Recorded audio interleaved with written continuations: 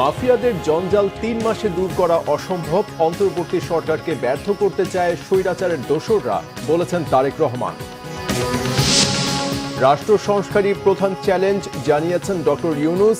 ন্যায় বিচার মানবাধিকার প্রতিষ্ঠার প্রত্যয়ে সবাইকে ধৈর্য ধরার আহ্বান। শেখ হাসিনার কর্তৃত্ববাদ প্রতিষ্ঠায় অনুঘটক ছিল বিচার বিভাগ, মন্তব্য ডক্টর ইফতেখারুজ্জামানের। দেয়া হতো উন্নয়নের ভুল তথ্য, বলেছেন ডক্টর দেবপ্রিয় ভট্টাচার্য। একনায়কতন্ত্র অবসানে সংবিধান পরিবর্তনের তাগিদ বিশিষ্টজনদের। অন্তর্বর্তী সরকার সংশোধন করতে পারবে কিনা প্রশ্ন অ্যাটর্নি জেনারেলের। দেখছিলেন ক্রাউন সিমেন্ট সংবাদ শিরোনাম, এবারে বিস্তারিত। বিএনপির ভারপ্রাপ্ত চেয়ারম্যান তারেক রহমান বলেছেন, অন্তর্বর্তী সরকারের পক্ষে ৩ মাসে জনগণের সব দাবি পূরণ সম্ভব নয়, কিন্তু সরকার পরিচালনায় অদক্ষতা জনগণ মেনে নেবে না। সরকারের ব্যর্থতা নিয়ে প্রশ্ন ওঠাও অন্যায্য নয়। অন্তর্বর্তী সরকার ব্যর্থ হলে গণতন্ত্র ব্যর্থ হবে বলে মন্তব্য করেন তারেক রহমান। বলেন, অন্তর্বর্তী সরকারকে ব্যর্থ করতে স্বৈরাচারের দোসররা নানা ষড়যন্ত্র করছে। আরও জানাচ্ছেন জাহাঙ্গীর আকন্দ। জাতীয়তাবাদী textile engineers association of Bangladesh জেটেবের দিনব্যাপী কাউন্সিলের সমাপনী অধিবেশনে প্রধান অতিথির বক্তব্যে বিএনপির ভারপ্রাপ্ত চেয়ারম্যান তারেক রহমান বলেন, জুলাই আগস্ট গণ অভ্যুত্থানে ৩০,০০০ মানুষকে নির্মমভাবে আহত করা হয়েছে। ২,০০০-এরও বেশি ছাত্র জনতাকে হত্যা করা হয়েছে। দেশের বিধ্বস্ত অবস্থায় দায়িত্ব নিয়েছে অন্তর্বর্তীকালীন সরকার। অন্তর্বর্তী সরকারের ৩ মাসে মাফিয়া সরকারের তৈরি করা ১৬ বছরের জঞ্জাল দূর করা সম্ভব নয়। মাফিয়া সরকার প্রায় ১৫ বছরের তাদের তৈরি করা যে জঞ্জাল ৩ মাসে দূর করা সম্ভব নয়। তবে ৩ মাস পর তাদের সফলতা কিংবা ব্যর্থতা নিয়ে জনমনে প্রশ্ন ওঠা অন্যায্য কিংবা অস্বাভাবিকও নয়।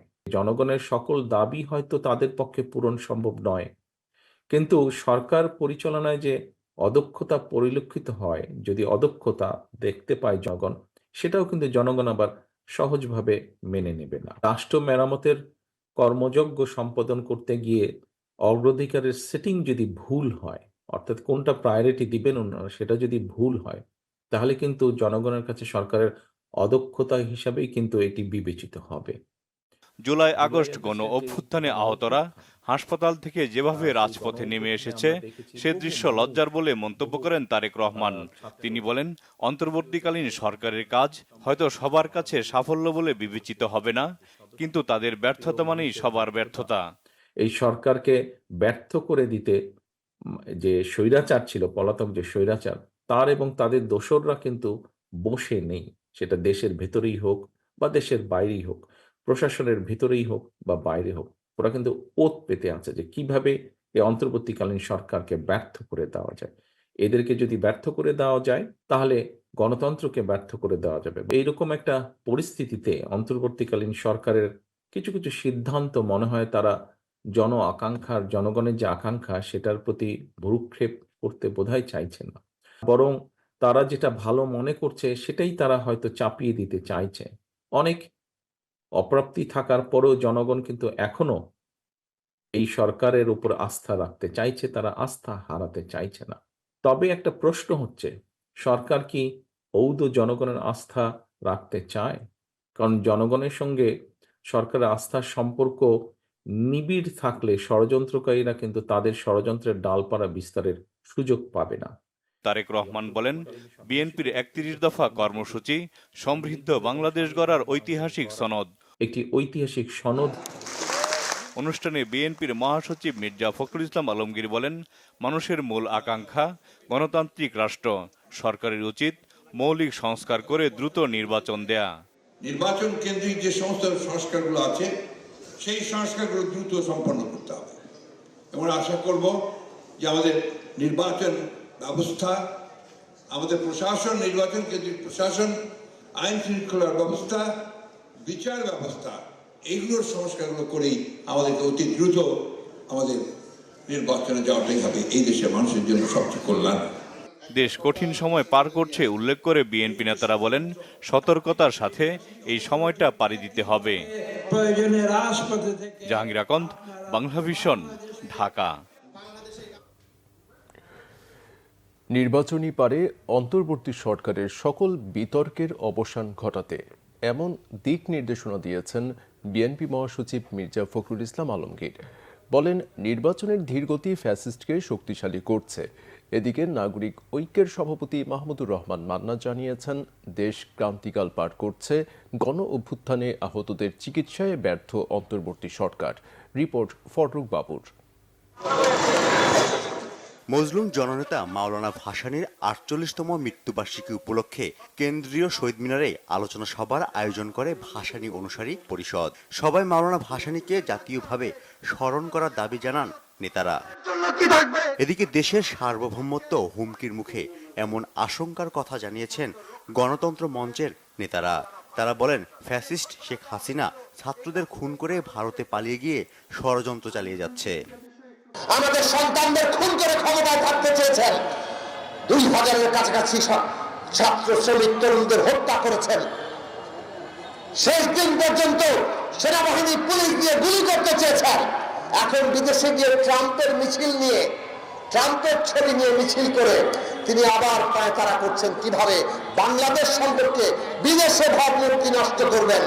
স্বাধীন সার্বভৌম জাতিরাষ্ট্র হিসাবে বাংলাদেশকে যদি মাজা সিধা করে দাঁড়াতে হয়, তাহলে বাংলাদেশকে ভারতীয় আধিপত্যবাদের বিরোধিতা করতে হবে।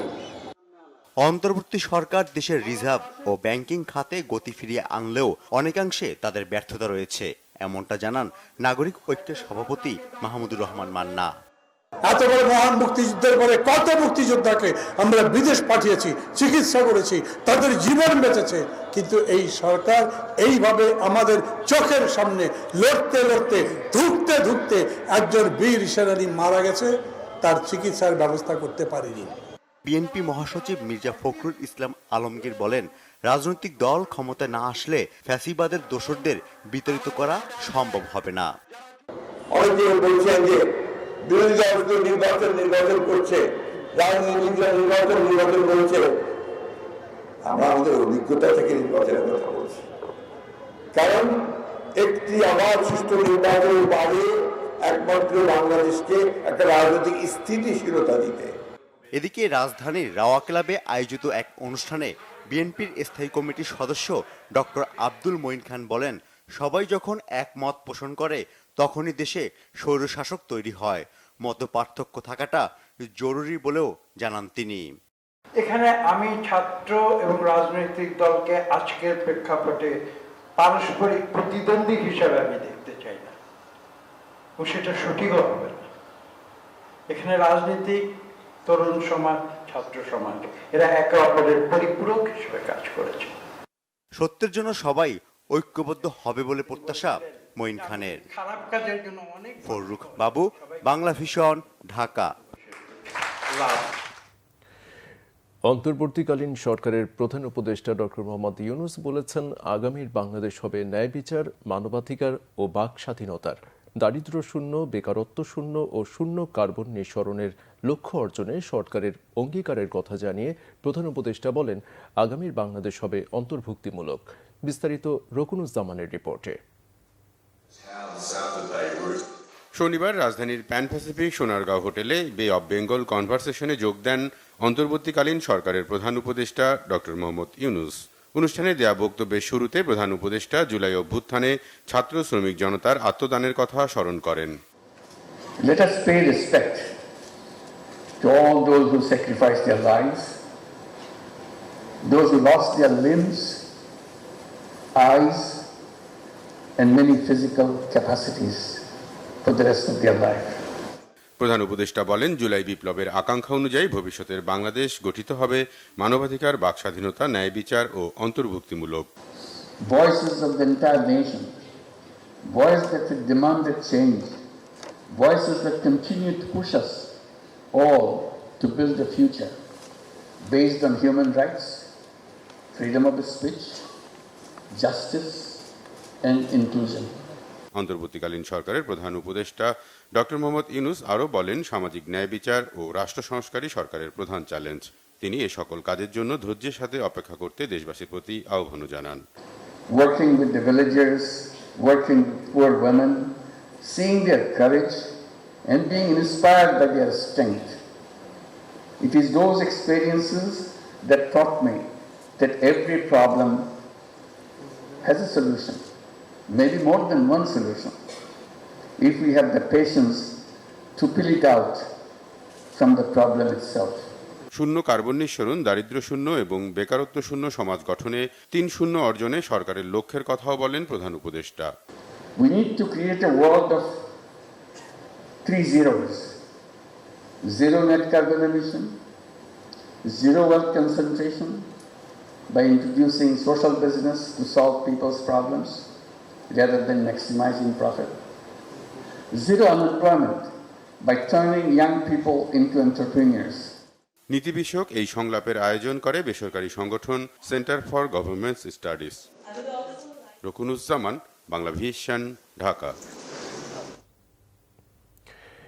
টিআইবির নির্বাহী পরিচালক ডক্টর ইফতেখারুজ্জামান বলেছেন, শেখ হাসিনার কর্তৃত্ববাদ প্রতিষ্ঠায় বিচার বিভাগ অনুঘটক হিসেবে কাজ করেছে। এছাড়া গণমাধ্যমের একটি অংশ শেখ হাসিনার কর্তৃত্ববাদী শাসন প্রতিষ্ঠায় ভূমিকা রেখেছিল বলে মন্তব্য করেন তিনি। শনিবার রাজধানীর মাইডাস সেন্টারে আইন বিষয়ে অনুসন্ধানী সাংবাদিকতা বিষয়ে প্রশিক্ষণ কর্মশালার উদ্বোধনকালে তিনি এ মন্তব্য করেন। ডক্টর ইফতেখারুজ্জামান বলেন, বিচার বিভাগ ও গণমাধ্যমের স্বাধীনতা অঙ্গাঙ্গিভাবে জড়িত। বিচার বিভাগের সুফল পেতে হলে রাজনৈতিক সংস্কার করতে হবে। অনুষ্ঠানে সাংবাদিকদের বিরুদ্ধে আদালত অবমাননার মামলায় আইনি লড়াইয়ে পাশে থাকার ঘোষণা দেন অতিরিক্ত অ্যাটর্নি জেনারেল অনিক আর হক। অর্থ উপদেষ্টা ডক্টর সালেউদ্দিন আহমেদ বলেছেন, আর্থিক খাতে এতটা ক্ষত তৈরি করা হয়েছে তা বাইরে থেকে বোঝার মতো না। এত অনিয়ম কম দেশেই হয়। ব্যাংকগুলোকে নিঃস্ব করে ফেলা হয়েছে। সিবিডির সম্মানীয় ফেলো ডক্টর দেবপ্রিয় ভট্টাচার্য বলেন, উন্নয়নের বয়ান শোনানো হয়েছে, প্রবৃদ্ধি অর্জনের ভুল তথ্য দিত আওয়ামী লীগ সরকার, তথ্য উপাত্তেও করা হয়েছিল রাজনীতিকরণ। গোলাম মঈনুল আহসানের রিপোর্ট। শনিবার রাজধানীতে ব্র্যাক ইউনিভার্সিটিতে financial and economic reforms in Bangladesh শীর্ষক সংলাপের আয়োজন করা হয়। অনুষ্ঠানের প্রধান অতিথির বক্তব্যে অর্থ উপদেষ্টা ডক্টর সালেউদ্দিন আহমেদ দেশের অর্থনৈতিক অবস্থা তুলে ধরেন। বলেন, বেশিরভাগ প্রতিষ্ঠানকে ধ্বংসের দ্বারপ্রান্তে নিয়ে যাওয়া হয়েছিল। ফাইন্যান্সিয়াল সেক্টরে এত বড় একটা গভীর ক্ষত প্রকাশ হয়েছে যেটা আপনার বাড়িতে কল্পনা করতে পারবেন না। এবং বাংলাদেশ ব্যাংকের গভর্নর যিনি আছেন, আমার মনে যে আমি পৃথিবীর কোনো দেশে দেখি নাই 25 বছরে, কিন্তু বহু দেশ গিয়েছে এইরকম ফাইন্যান্সিয়াল সেক্টর এত অনিয়ম, এত বিশৃঙ্খলা, এত করাপশন কোথাও দেখি। এখন সেইখান থেকে আমাদের বেরিয়ে আসে। আদানির সাথে আওয়ামী লীগ সরকারের করা চুক্তি নিয়েও কথা বলেন অর্থ উপদেষ্টা। অনেক প্রজেক্ট নেওয়া হয়েছে, যদি করে ফিজিবিলিটি হয়, রেট অফ ইন্টারেস্ট হয়। এই যে আদানির ব্যাপারে তো কোনো করই দেওয়া হয় নাই, কত 4,000 না 5,000 কোটি টাকার মতো। এইটা একটা কোনো ডিল হলো, আপনি ট্যাক্স দেবেন, ভ্যাট দেবেন, আর এগুলো 1,000 কোটি টাকার প্রজেক্ট কোনো ট্যাক্স দেবেন না। সিপিডির সম্মানীয় ফেলো ডক্টর দেবপ্রিয় ভট্টাচার্য বলেন, উন্নয়নের মিথ্যা বয়ান শোনানো হয়েছে। Growth figure was a false figure. যে প্রবৃদ্ধির যে তথ্য আমাদের দেওয়া হয়েছিল, সেই প্রবৃদ্ধির যে উপাত্ত দেওয়া হয়েছিল, এইটার ভিতরে মারাত্মক ধরনের সমস্যা ছিল। তথ্য উপাত্তের রাজনীতিকীকরণ করা হয়েছিল। আগের গভর্নর অর্থনীতি 12টা বাজিয়ে দিয়ে গেছে বলে মন্তব্য করেন তিনি। বাংলাদেশ ব্যাংকের আই ডোন্ট নো, ভদ্রলোক বলবো কিনা জানি না, উনি এখন কোথায় আছেন, কিন্তু যা করার উনি তো করে 12টা বাজিয়ে দিয়ে গেছেন। Sorry for the abusive language. দিনের বেলা বলেছি IMF করছি, রাত্রের বেলা টাকা ছাপিয়েছি। আমি একদিকে বলেছি যে রুলস করছি, অন্যদিকে আমি এক্সাম্পশন দিয়েছি বিভিন্ন কোম্পানিকে। একদিকে আমি বলছি যে রিজার্ভ ঠিক আছে, অন্যদিকে আসলে রিজার্ভের ওই টাকা নাই, হিসাবে গন্ডগোল। So first and foremost issue, আমি যে বললাম না, সরকারের বিভিন্ন একটা রাষ্ট্রের বিভিন্ন যন্ত্র যদি বিকল হয়ে যায়, তাহলে এজেন্সি প্রবলেম হবে না তো কি হবে? গত 15 বছর দেদারসে অর্থ পাচার হয়েছে। পাচারে সে পথ বন্ধ করা হয়েছে জানান অর্থ উপদেষ্টা। গোলাম মঈনুল আহসান, বাংলা ভিশন, ঢাকা। পঞ্চদশ সংশোধনীর মাধ্যমে সংবিধানকে কলুষিত করা হয়েছে কলুষিত করা হয়েছে বলে মনে করেন বিশিষ্টজনেরা। তারা মনে করেন একনায়কতন্ত্র থেকে বেরিয়ে আসতে হলে এই সংবিধানে কিছু পরিবর্তন প্রয়োজন। আর রাজনৈতিক ঐকমত্য ছাড়া সংশোধন কতটা করা যাবে তা নিয়েও সন্দিহান তারা। তবে অ্যাটর্নি জেনারেলের মতে এই সরকার সংবিধান সংশোধন করতে পারবে কিনা তাও ভেবে দেখা দরকার। তার মতে শুধু ভোটাধিকার ঠিক রাখা গেলেও অনেক সমস্যার সমাধান সম্ভব। আহমেদ সরওয়ারের রিপোর্টে বিস্তারিত। ছাত্র জনতার গণ অভ্যুত্থানে শেখ হাসিনার সরকারের পতনের পর সংবিধান নিয়ে বিভিন্ন মহলে শুরু হয় নানা আলোচনা সমালোচনা। কথা উঠেছে সংবিধান সংশোধনেরও। এমন বাস্তবতায় শনিবার দুপুরে জাতীয় প্রেস ক্লাবে কেমন সংবিধান চাই এ বিষয়ে সেমিনারের আয়োজন করে ল রিপোর্টার্স ফোরাম। এতে সংগঠনের সাবেক সভাপতি এবং দৈনিক ইত্তেফাকের নির্বাহী সম্পাদক সালিউদ্দিন সংবিধানের খসড়া প্রস্তাব উপস্থাপন করেন, যাতে সরকার ব্যবস্থাপনা, বিচার বিভাগ, আইনসভা, নির্বাচন ব্যবস্থা ও স্থানীয় সরকার সহ বিভিন্ন বিষয়ে ব্যাপক সংশোধনের প্রস্তাব করেন তিনি। বাংলাদেশে দ্বিকক্ষ বিশিষ্ট একটি আইনসভা থাকিবে, যাহার উচ্চকক্ষ জাতীয় পরিষদ, যাহা আমি আগে বলিয়াছিলাম, ও নিম্ন কক্ষ জাতীয় সংসদ নামে পরিচিত হইবে। জাতীয় পরিষদ রাষ্ট্রের সর্বোচ্চ নীতি নির্ধারণী ও আইন প্রণয়ন সভা। এই সংবিধানের বিধানাবলী সাপেক্ষে প্রজাতন্ত্রের আইন প্রণয়নের সমস্ত ক্ষমতা জাতীয় পরিষদের হাতে থাকিবে। আলোচনায় অনেকেই প্রশ্ন তোলেন সংবিধান সংশোধনের উদ্যোগ নিয়েই, আবার অনেকে প্রশ্ন তোলেন এত পরিবর্তনের আদৌ প্রয়োজন আছে কিনা। উচ্চকক্ষ নিম্নকক্ষ কনস্টিটিউশনে থাকবে কিনা, পার্লামেন্টারি ব্যালেন্স, যে একটা কনসেপ্ট তিনি রেজ করেছেন, আমি অপোজ করছি এটা। এই জন্য এইভাবে অপোজ করছি, যদি এইভাবে রিপ্রেজেন্টেটিভ ক্যাপাসিটিতে পার্লামেন্ট গঠিত হয় তাহলে পলিটিক্যাল পার্টির কম্পিটিটিভনেসকে নষ্ট হয়ে যাবে। ডেমোক্রেসিতে যদি কম্পিটিশন না থাকে তাহলে অথরিটারিয়ানিজম হবে, কর্তৃত্ববাদ প্রতিষ্ঠা হবে। ফ্রি অ্যান্ড ফেয়ার ইলেকশনস যে সবসময় ভালো ফলাফল আনবে তা না, but as long as we can ensure A series of elections which are freely and fairly held, 2টা 3টা 4টা সাইকেল অফ ইলেকশন হলে পরে আমার ধারণা আমাদের দেশে রাজনৈতিক কৃষ্টিগত যে পরিবর্তনটা আমরা দেখতে চাই সেই পরিবর্তনটা আসবে। বিশিষ্টজনদের মতে সংবিধান শুধু আইনজ্ঞদের বিষয় নয়, জনগণেরও এতে ভূমিকা আছে। তারা বলেন সংবিধানটাকে নষ্ট করা হয়েছে কাটাছেঁড়া করে। সংবিধানটাকে নষ্ট করা হয়েছে অনেকগুলো সংশোধনীর মাধ্যমে নষ্ট করা হয়েছে। সবচেয়ে বেশি নষ্ট করেছে বোধহয় পঞ্চদশ সংশোধনী। আপনারা জানেন যে পঞ্চদশ সংশোধনীর মাধ্যমে সংবিধানের 1/3 পরিবর্তন করা হয়েছে, 1/3 বেশি, এবং এগুলোকে সেই 7 খর মাধ্যমে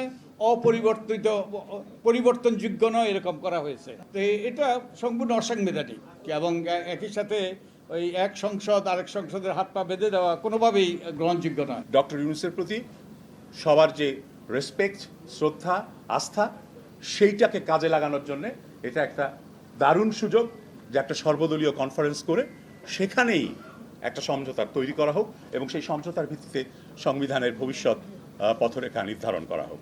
পঞ্চদশ সংশোধনী বাতিল ছাড়া সংবিধানকে গণতান্ত্রিক চেহারায় ফিরিয়ে আনা সম্ভব নয় বলে মনে করেন আলোচকরা।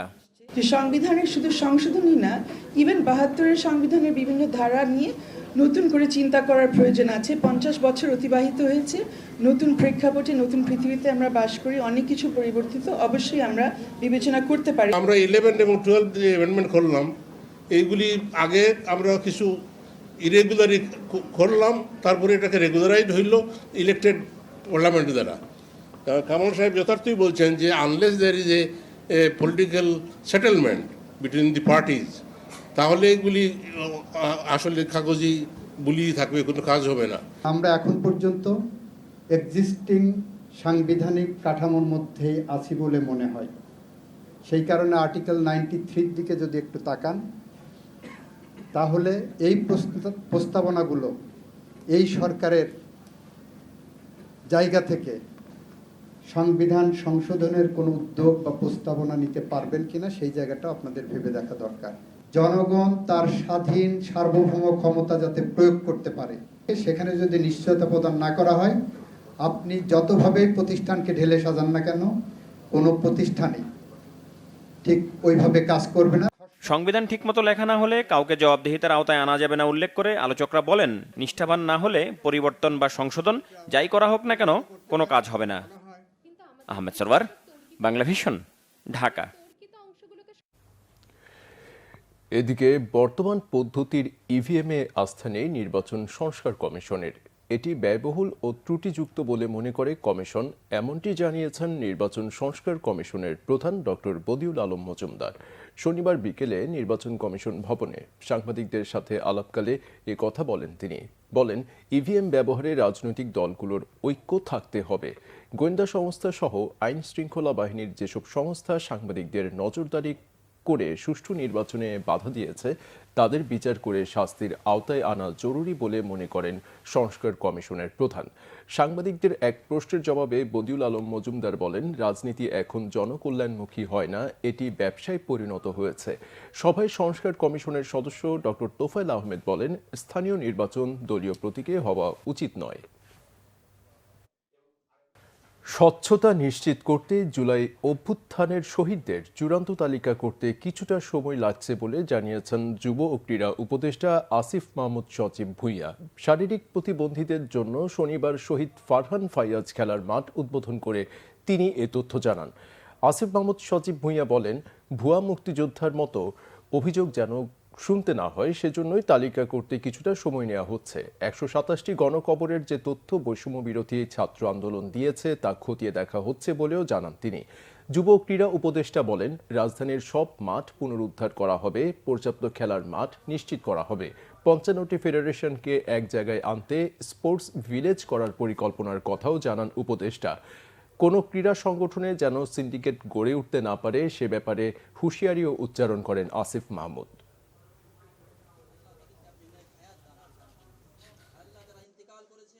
শনাক্তকরণ এবং এই প্রক্রিয়াটা যদি যথাযথ না হয় এখানে, তাহলে এটা নিয়ে একটা প্রশ্ন থেকে যেতে পারে। যেমন মুক্তিযোদ্ধাদের ব্যাপারেও ভুয়া মুক্তিযোদ্ধার প্রশ্নটা এখনও আমাদেরকে ফেস করতে হয় আজকে ৫৪ বছর পরে এসেও। সেটা যাতে কোনোভাবে না থাকে সেজন্য আমাদের একটু সময় লাগছে, কিন্তু অতি দ্রুতই এই চূড়ান্ত তালিকাটা প্রকাশ করা হবে। কিন্তু তালিকা কিন্তু অলরেডি একটা তালিকা আছে, যে যতটুকু পর্যন্ত আমাদের ভেরিফিকেশন হয়ে গেছে সেই তালিকাটা কিন্তু আছে, এবং যাদেরকে ভেরিফাই করা হচ্ছে নতুন করে সেটাও তালিকাতে অন্তর্ভুক্তির মাধ্যমে একটা পূর্ণাঙ্গ তালিকা প্রকাশ করা হবে।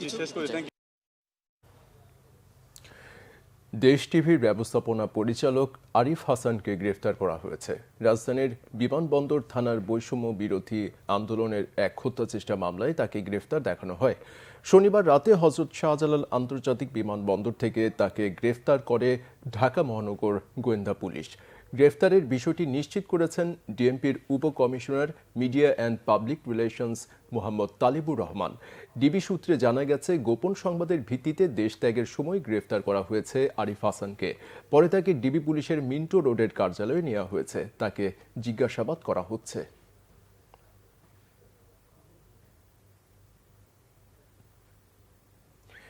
ডাকাতি ও মুক্তিপণের উদ্দেশ্যেই আজিমপুরের শিশুকে অপহরণ করেছিল অপরাধী চক্র। তবে শেষ রক্ষা হয়নি। মুক্তিপণ চাওয়ার আগেই ফাতেমা আক্তার শাপলাকে মোহাম্মদপুর থেকে গ্রেফতার করে র্যাব। শনিবার ৮ মাস বয়সী শিশুটিকে উদ্ধারের পর তুলে দেওয়া হয়েছে পরিবারের কাছে। শুক্রবার সকালে আজিমপুর মেডিকেল স্টাফ কোয়ার্টারে ফারজানা নামের এক নারীর বাসায় ডাকাতি করতে গিয়ে ৮ মাসের শিশুকেও নিয়ে যায় দুর্বৃত্তরা। ঘটনার পর আইন শৃঙ্খলা বাহিনীর একাধিক টিম তদন্তে নামে। শুক্রবার রাতেই রাজধানীর মোহাম্মদপুর থেকে উদ্ধার করা হয় শিশুটিকে। ডাকাতির সাথে জড়িত কাউকে আটক করা না গেলেও শাপলাকে গ্রেফতার করা হয়। এক প্রশ্নের জবাবে র্যাবের আইন ও গণমাধ্যম শাখার পরিচালক মুনিম ফেরদৌস সংবাদ সম্মেলনে দাবি করেন, বগুড়ায় মাকে হত্যার ঘটনায় ছেলেকে হত্যাকারী হিসেবে মিডিয়ার সামনে উপস্থাপন করার বিষয়ে র্যাবের কোনো সদস্যের গাফিলতি থাকলে তাও তদন্ত করা হবে।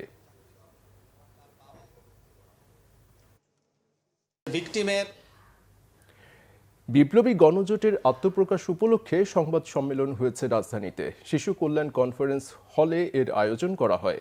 এই জোটে থাকছে গণমুক্তি পার্টি, গ্রিন পার্টি, সর্বজনীন দল, বিপ্লবী গরিব পার্টি, পিস ফোরাম ও প্রয়াত নেতা স্মৃতি সংসদ। এ সময় সংগঠনের পক্ষ থেকে ২২ দফা প্রস্তাব উপস্থাপন করা হয়।